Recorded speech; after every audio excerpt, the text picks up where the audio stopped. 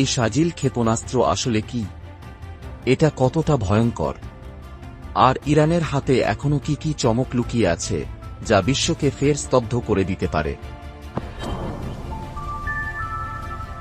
Iran Israel যুদ্ধ দিন দিন আরও বিপজ্জনক হয়ে উঠছে।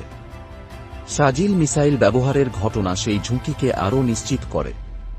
এই ধরনের অস্ত্র সাধারণত তখনই ব্যবহার করা হয় যখন একটি দেশ চায় তাদের বার্তাটি যেন পুরো বিশ্ব গভীরভাবে উপলব্ধি করে। এখন দুই পক্ষই প্রস্তুত হচ্ছে আরও ভারী ও বিধ্বংসী অস্ত্র ব্যবহারের জন্য। আর যুক্তরাষ্ট্র যখন সরাসরি হস্তক্ষেপের ইঙ্গিত দিচ্ছে, তখন সংঘাতটি যে কোনো সময় একটি বিস্তৃত আঞ্চলিক যুদ্ধে রূপ নিতে পারে। শাজিল ক্ষেপণাস্ত্র প্রথম প্রকাশ পায় 2008 সালে।